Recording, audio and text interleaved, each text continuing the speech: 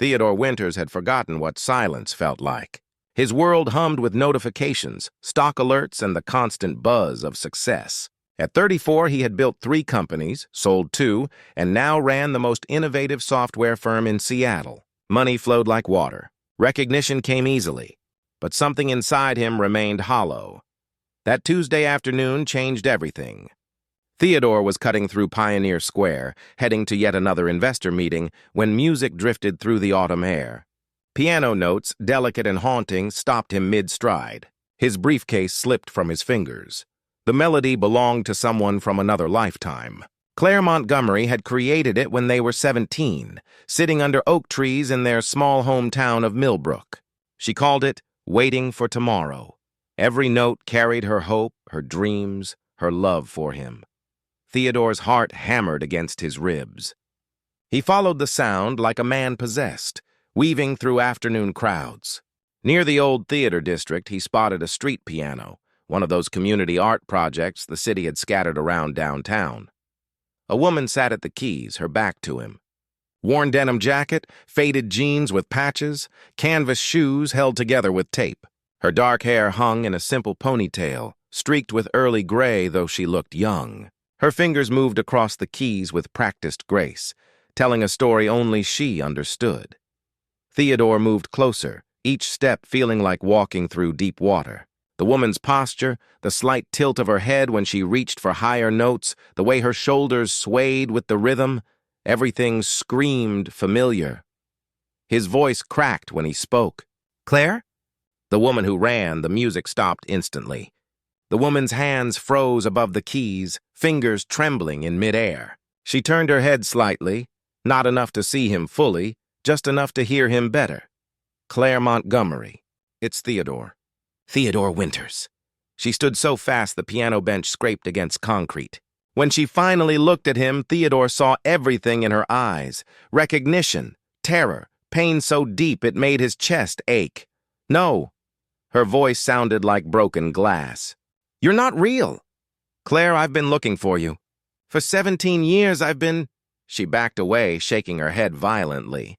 "Stay away from me. Please, just talk to me." 5 minutes. That's all I'm asking. But Claire was already running. She stumbled over her own feet, nearly fell, caught herself against a lamppost. People turned to stare as she fled down the street, jacket flying behind her like wings. Theodore ran after her, calling her name, but she was fast. Years of survival had taught her how to disappear. She ducked into an alley, emerged on another street, and vanished into the afternoon crowd. He stood there breathing hard, surrounded by strangers who gave him curious looks. The piano sat abandoned, one key still vibrating with sound. Theodore walked back slowly. On the ground near the bench, he found a worn photograph, edges frayed from years of handling. It showed 2 teenagers, arms around each other, laughing at something outside the frame. Him and Claire at 17, on the day they promised to leave Millbrook together, she had kept it. All these years living on the streets, running from demons he didn't understand, and she had kept their picture. Memories like daggers. Theodore canceled his meetings. He sat in his penthouse office overlooking Elliott Bay, holding that photograph, letting memories flood back. Millbrook had been the kind of town where everyone knew everyone's business. Theodore's father, Richard Winters, owned the largest manufacturing plant. Claire's father, David Montgomery, worked there as floor supervisor. Different social circles, but somehow Theodore and Claire found each other. They met in middle school. She was the quiet girl who spent lunch periods in the music room. He was the kid who hated his father's expectations and found peace in her company. By 15, they were inseparable. By 16, they were in love. Claire dreamed of studying music at Juilliard. Theodore wanted to escape his father's shadow, build something of his own. They made plans, saved money from part-time jobs. $2,000 hidden in a shoebox, their ticket to freedom the day Theodore turned 18. Then came that morning. Theodore woke early, excited and nervous. Today was the day. He went to the bank to withdraw their savings, found the account empty. Confused, he ran to Claire's house. The neighbors told him she'd left before dawn. A black sedan with tinted windows. She carried 2 suitcases and looked happy.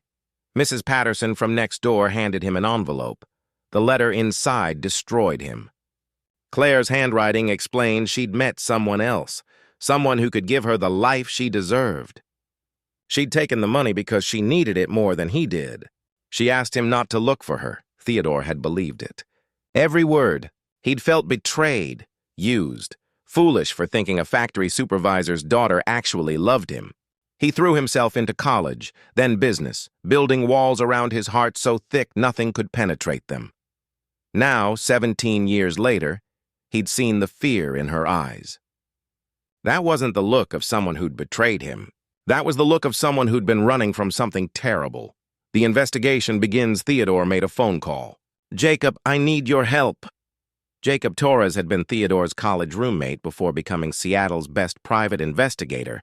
If anyone could find answers, Jacob could. "What do you need?" "Claire Montgomery, 34 years old. Last known address? Millbrook, 17 years ago. She's here in Seattle living on the streets." "Theodore, are you talking about that girl from high school? The one who—" "She didn't leave me, Jacob. Something happened. Something bad. I need to know what." 3 days of searching followed. Theodore visited every shelter, every soup kitchen, every place where Seattle's homeless population gathered. He showed Claire's picture to social workers, volunteers, other people living on the streets. Finally, a young woman at the Pike Place mission recognized her. "Oh yeah, that's Claire. She comes here sometimes, plays piano for the kids during dinner. Beautiful voice. Sad songs mostly. When's the next time she'll be here?" "Usually Tuesday evenings." "Around 6. Theodore waited on the bench outside the mission for 4 hours. Sunset painted the sky orange and purple. The city's evening sounds rose around him, car horns, distant sirens, conversations flowing past like water. At 6:30, he saw her. Claire walked slowly down the sidewalk, carrying a plastic grocery bag. She wore the same jacket, same worn shoes. But she walked with her head high, maintaining dignity despite circumstances trying to strip it away. She spotted him when she was 20 feet away. She stopped walking. "Please don't run," Theodore said, standing slowly, hands visible and non-threatening. "I just want to understand." "There's nothing to understand. That letter you sent. Someone forced you to write it." Claire's expression cracked slightly. "How did you—" "Because I knew you. Better than I knew myself. You would never use those words. Never hurt me that way. Someone made you disappear." A tear rolled down Claire's cheek, but her voice stayed steady. "What difference does it make now? You moved on. Built your empire. I'm just a ghost from your past." "You're not a ghost. You're here. Alive. And I need to know why you ran." Claire looked at the mission doors, then back at Theodore. "Because 17 years ago, someone told me that if I didn't leave, you'd die. And I believed them. I still believe them. Which is why you need to walk away now, Theodore, before history repeats itself." She tried to walk past him, but Theodore gently caught her arm. "Who threatened you? Who said they'd kill me?" Claire's eyes met his, green and full of old pain. "Your father. And the men who actually run your family business. The ones who made my parents disappear too." Theodore felt the world tilt beneath his feet. "My father? Claire, that's impossible. He's a businessman, not a what? Murderer?" Claire's laugh held no humor. "Your father made his fortune by making problems disappear. My family was a problem." Before Theodore could respond, Claire's face went pale. She swayed on her feet, pressing one hand against the mission wall for support. "When did you last eat?" Theodore asked, concern replacing shock. "I'm fine. You're not fine. You look like you're about to pass out." "I said I'm fine." But even as she spoke, her knees buckled. Theodore caught her before she hit the pavement. She weighed almost nothing in his arms, all sharp angles and fragile bones. Her skin felt cold, despite the mild evening air. "Someone call an ambulance!" Theodore shouted to the people gathering around them. "No hospitals!" Claire mumbled against his chest. "Too dangerous." "They'll find me." "Who will find you?" But she'd already lost consciousness, her head falling limply against his shoulder. Sanctuary, Claire woke to softness. The mattress beneath her felt like floating on clouds. High thread count sheets wrapped around her body. Sunlight filtered through floor-to-ceiling windows, revealing a view of Puget Sound that belonged in magazines. She shot upright, panic flooding her system. The bedroom was enormous, decorated in minimalist style with expensive furniture. Modern art hung on walls painted in calming gray tones. Everything screamed wealth and power. You're awake. Good. Theodore appeared in the doorway, holding a tray with food. He wore casual clothes, jeans, and a Henley shirt, looking more like the boy she remembered than the billionaire he'd become. Where am I? My penthouse. The doctor said you have severe malnutrition and dehydration. You need rest and proper meals. Claire threw back the covers, ready to run, but dizziness stopped her. I can't be here. Do you understand what you've done? They'll know. They'll find out. Who will know? My father's been retired for 5 years. He lives in Arizona now, barely leaves his golf course. It doesn't matter. They have people watching you. They always have. Claire managed to stand, gripping the nightstand for balance. Where are my clothes? Being washed. There's clean things in the closet. I don't want your charity. It's not charity. Theodore set the tray on a side table. It's what I should have done 17 years ago. Believed in you. Fought for you. Trusted that what we had was real. Claire's eyes filled with tears, but she refused to let them fall. What we had doesn't matter anymore. That was a different life, different people. I'm still the same person who loved you. No, you're not. You're Theodore Winters, software genius, self-made billionaire. I'm nobody, just another homeless person playing piano for spare change.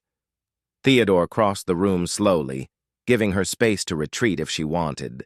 You're Claire Montgomery, the girl who wrote songs that made me believe in magic, the woman who sacrificed everything to keep me safe. That's who you are. Stop. Claire's voice broke. Please stop. Why did you keep our picture? All these years living on the streets and you kept that photograph. Claire closed her eyes. Because I'm a fool who can't let go of ghosts. Or because some part of you knew the truth. That I never stopped looking, never stopped hoping I'd find you again. The tears came then, silent and unstoppable. Theodore moved closer, reaching out slowly. When Claire didn't pull away, he wrapped his arms around her. She resisted for half a second before collapsing against him, 17 years of running and hiding and surviving finally catching up with her. The truth emerges later. After Claire had eaten and showered and changed into clothes that actually fit, they sat in Theodore's living room. The Seattle skyline glittered beyond the windows like scattered diamonds. Tell me everything, Theodore said. Start from the beginning. Claire tucked her legs under her on the leather sofa, holding a cup of tea like it might anchor her to reality. My father discovered something at the plant. Documents he wasn't supposed to see. Financial records showing your father's company was laundering money for some very dangerous people. What kind of people? The kind who make problems disappear permanently. Claire took a shaky breath. Dad tried to do the right thing. He copied files, planned to go to the FBI, but someone found out. One night, 3 men came to our house. They told him if he talked, his family would suffer. Theodore's jaw tightened. When was this? 2 weeks before I left. Dad was terrified, but he wouldn't back down. He said living with himself as a coward was worse than dying. So he kept gathering evidence, being more careful this time.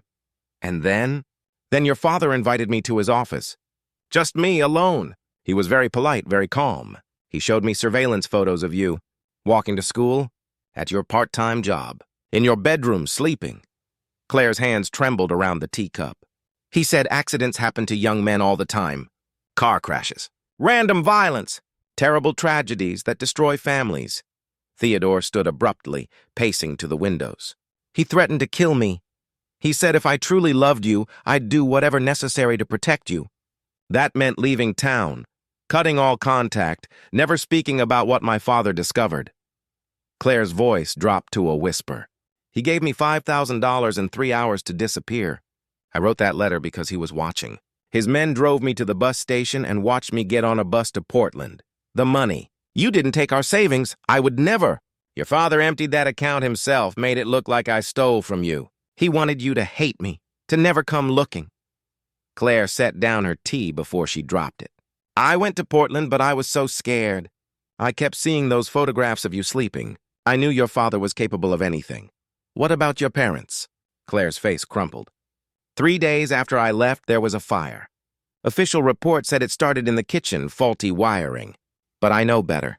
They killed my parents to tie up loose ends, and they wanted me to know they could reach anyone, anywhere. Theodore turned from the window, his expression dark with rage. Where were you when it happened? Hiding in a homeless shelter in Portland, using a fake name. I saw the news report on TV. House burned to the ground. No survivors. No evidence. Case closed. Claire wiped at her eyes. I've been running ever since. Different cities, different names, never staying anywhere too long, never letting anyone get close, because everyone I love ends up dead. Dangerous connections. Theodore knelt in front of Claire, taking her hands in his. You're not running anymore. I promise you, no one is going to hurt you. You can't promise that. You don't understand what your family is capable of. Then help me understand. Give me names, dates, everything you know. Why? So you can get yourself killed too? So I can protect both of us. Theodore's grip tightened. I'm not some scared teenager anymore, Claire. I have resources, lawyers, security, political connections. If my father and his associates did what you're saying, they'll answer for it. It's not just your father. There are others. Powerful men who've been covering up crimes for decades. Tell me their names. Over the next hour, Claire shared everything she remembered. Names her father had mentioned. Details from documents she'd glimpsed. The structure of the organization her father had discovered. A network stretching across 3 states, involving politicians, business owners, law enforcement officials. Theodore recorded everything on his phone, his expression growing darker with each revelation. Jacob needs to hear this. My investigator. He has FBI contacts who handle organized crime. No police. The moment you involve authorities, I'm dead. They have people everywhere. Not everywhere. And not forever. Theodore stood, making a decision. Tomorrow, we're meeting with Jacob and his FBI contact. Someone outside the local jurisdiction, someone these people can't touch. Theodore, you're not listening. I am listening. I'm listening to a woman who's been hunted for 17 years because she dared to love me. That ends now. He pulled Claire to her feet. You're not alone anymore. Whatever happens next, we face it together. Claire searched his face, looking for the boy she'd loved, finding instead a man who'd learned how to fight for what mattered. You really believe we can win against them? I believe you've survived this long for a reason. I believe we found each other again for a reason. Theodore cupped her face gently. And I believe that some things are worth fighting for, no matter the cost. For the first time in 17 years, Claire allowed herself to hope. It felt dangerous and fragile, but she held on to it anyway. Shadows watching. What neither of them knew was that across the city, in a downtown office building, security monitors displayed footage of Theodore's penthouse. A man in an expensive suit watched the screens, his expression unreadable. He picked up his phone and dialed. Sir, we have a situation. Your son has made contact with the Montgomery girl. On the other end, Richard Winters sat in his Arizona retirement home, looking out at perfectly manicured golf courses. His voice was tired but sharp. I was afraid of this. How much does she know? Based on their conversation, everything her father discovered. Maybe more. Then you know what needs to be done. Sir, this is your son we're talking about. Which is exactly why it needs to look like an accident. Theodore won't stop until he destroys everything we built. The girl has to disappear, and Theodore needs to believe it was his fault for getting involved. What about the investigator? Torres has already started digging. Richard was quiet for a long moment. Handle it, all of it. I don't care how. Just make sure my son survives with his ignorance intact. It's the only kindness I can offer him now. The man hung up and made 3 more calls. By morning, 8 people would be mobilized. Surveillance would intensify. Opportunities would be created. And Claire Montgomery would discover that running for 17 years had only delayed the inevitable. But as he organized these pieces, the man felt something unusual. Doubt. Because Theodore Winters wasn't the naive teenager from Millbrook anymore. He'd built an empire through intelligence and ruthlessness. He had resources and connections his father never anticipated. This wouldn't be as simple as eliminating a problem. This would be war between father and son. With Claire Montgomery caught in the crossfire, the question was, which side would survive? Morning light filled Theodore's penthouse as Jacob Torres arrived with someone unexpected. The woman who walked in behind him wore a dark pantsuit and carried herself with quiet authority. Her FBI badge hung from her belt. Theodore, Claire, this is Special Agent Victoria Chen. She handles financial crimes and organized corruption out of the San Francisco field office. Agent Chen shook their hands firmly. Mr. Torres brought me up to speed on your situation. What you're describing sounds like the Winters Group operation we've been investigating for 6 years. Claire went pale. You know about them? We know pieces, but we've never had a witness willing to testify. Everyone who gets close either disappears or recants their story. Agent Chen pulled out a tablet. Your father, David Montgomery, he was gathering evidence before he died. We believe he compiled a comprehensive file documenting money laundering operations spanning 2 decades. That file burned in the fire, Claire said quietly. Are you certain? Your father was intelligent. He might have hidden copies. Claire closed her eyes, thinking back 17 years. He had a safe deposit box at Millbrook Community Bank. He made me memorize the number in case something happened to him. Box 317. Agent Chen exchanged glances with Jacob. That bank still exists. If the box was never opened, the contents might still be there. But I can't access it, Claire said. I'm legally dead. The fire report listed me as a victim along with my parents. Your father arranged that to make sure you'd never resurface. Theodore stood abruptly.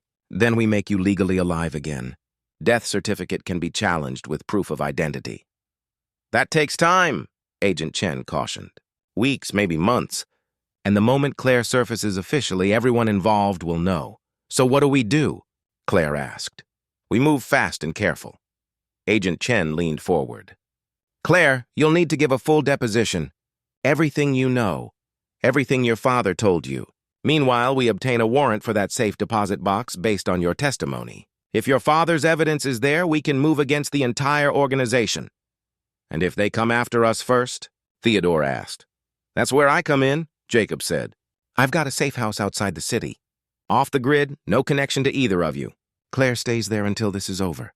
Claire shook her head. I've been hiding for 17 years. I'm done running. This isn't running, Theodore said gently. This is strategy. Let Agent Chen build the case while we keep you safe. What about you? They'll come after you too. Let them try. Theodore's expression hardened. I'm not the scared kid from Millbrook anymore, and I'm not losing you again. Sins of the father that afternoon, Theodore did something he'd avoided for 5 years. He flew to Arizona to confront his father. Richard Winters lived in an exclusive retirement community where golf carts outnumbered cars. His house was modest by billionaire standards, just 4,000 square feet overlooking the 18th hole. Theodore walked in without knocking. His father sat in the living room reading financial reports, looking older than Theodore remembered. Gray hair thinned on top. Age spots marked his hands. But his eyes remained sharp and calculating, Theodore. This is unexpected. I found Claire Montgomery. Richard's expression didn't change, but his fingers tightened on the papers. I don't know who you're talking about. Don't lie to me. Not anymore. Theodore crossed the room slowly. I know what you did. The threats, the fire, everything. You don't know anything except the fantasies of a disturbed homeless woman. She's not disturbed.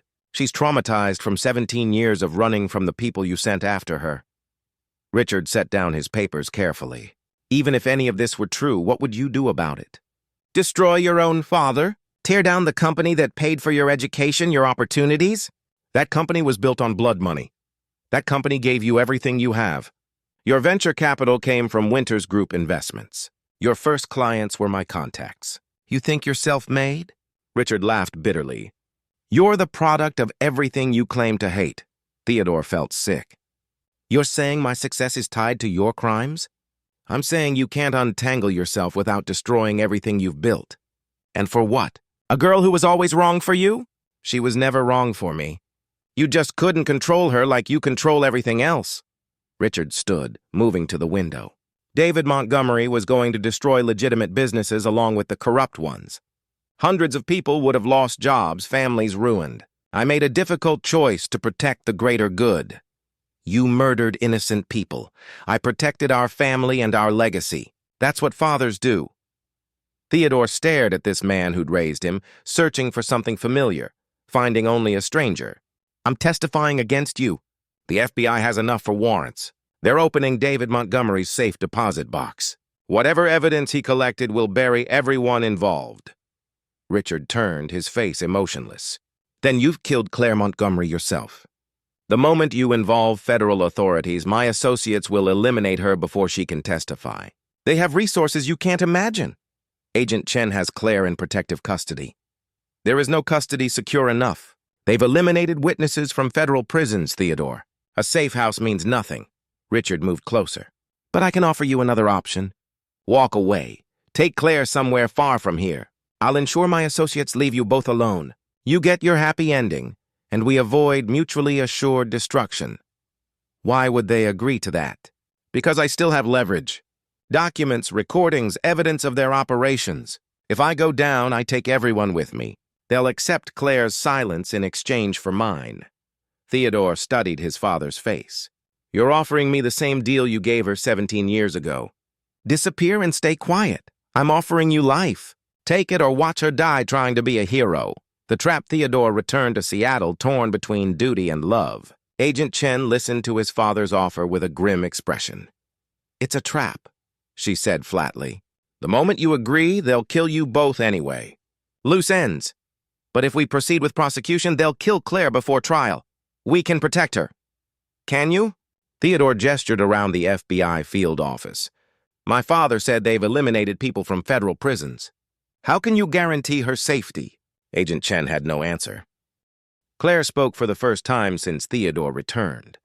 I won't run again. If there's a chance to stop these people, we take it. Even if it costs me everything. It won't cost you anything, Theodore said fiercely. I'll figure something out. There's nothing to figure out. This was always going to end one way. Claire took his hand. At least this time I'm not alone. Jacob had been quiet, studying his tablet. There might be another option. High risk, but possible. Everyone turned to him. We leaked the story, everything, not just to law enforcement, but to every major news outlet simultaneously. Make Claire in this case so public that killing her becomes impossible without obvious suspicion. That puts a target on her back, Agent Chen objected. The target's already there. This way, we make her too visible to eliminate quietly. Jacob looked at Claire. You'd have to go public. Your face everywhere. Your story told to millions. No more hiding. Claire's hands trembled, but her voice stayed steady. When do we start? The broadcast, 72 hours later, Claire sat across from Jennifer Walsh, the nation's most watched investigative journalist. The interview was live, broadcast simultaneously on television and streaming platforms. Claire Montgomery, the world believed you died 17 years ago in the same fire that killed your parents. But you're very much alive. Tell us what really happened. Claire took a breath and began. She told everything. Her father's discovery, Richard Winters' threats, the staged disappearance, 17 years of running, the fear that never left. In the studio audience, Theodore watched, surrounded by Jacob's security team. Agent Chen monitored from FBI headquarters. Across the country, millions tuned in to watch a ghost return from the dead. In Arizona, Richard Winters watched from his living room, phone ringing with calls from his associates, each one angrier than the last. In Seattle, men in expensive suits watched from their offices, calculating risk and exposure. And in Millbrook, the local bank manager received a federal warrant to open safe deposit box 317. Claire, Jennifer Walsh leaned forward. You're accusing one of America's most respected business families of murder and corruption. Do you have proof?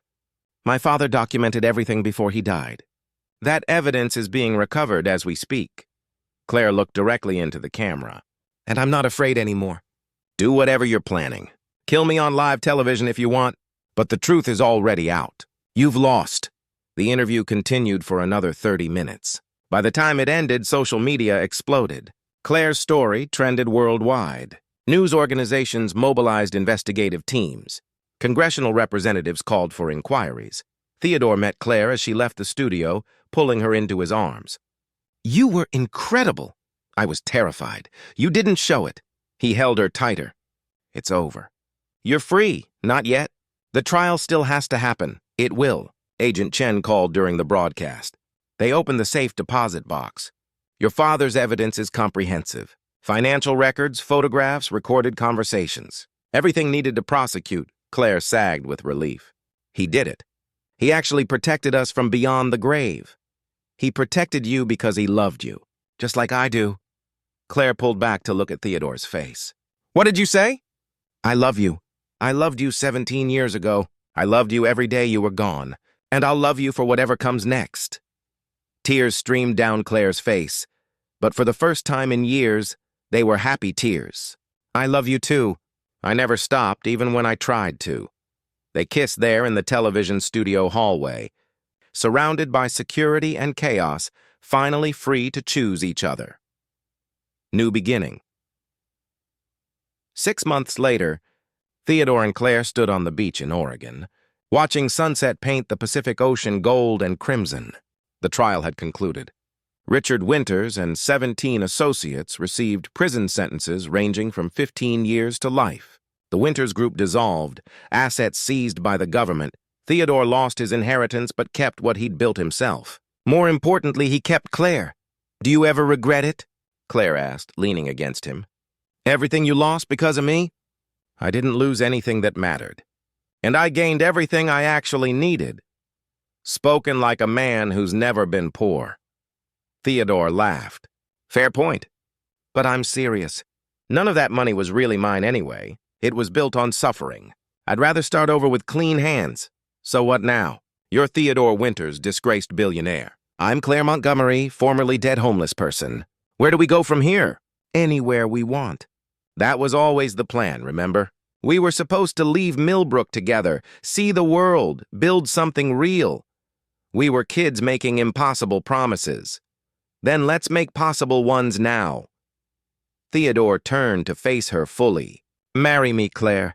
Not because we're trying to recapture the past, but because I want to build a future. With you. Starting right now. Claire looked at this man who'd chosen her over everything. Who'd fought his own family to protect her. Who'd lost billions and never once regretted it. Yes, she said simply. Yes to everything. They married that evening at a small courthouse with Jacob and Agent Chen as witnesses. No fancy ceremony, no elaborate reception. Just two people who'd survived 17 years of separation, finally claiming their happiness. Later, in a modest apartment overlooking the ocean, Claire sat at an upright piano Theodore had bought at a yard sale. Her fingers found the keys, and she began to play. Is that a new song? Theodore asked from the doorway. No, it's Waiting for Tomorrow. But I'm changing the ending. How does it end now? Claire smiled, still playing. Tomorrow finally arrives, and it's better than we ever imagined. Theodore crossed the room and wrapped his arms around her from behind, listening as the melody transformed from something melancholy into something hopeful. Outside, waves crashed against rocks. Stars emerged in the darkening sky, and two people who'd been lost finally found their way home. Not to a place. Not to wealth or status or the lives they'd imagined as teenagers. They found home in each other, which was where they'd belonged all along.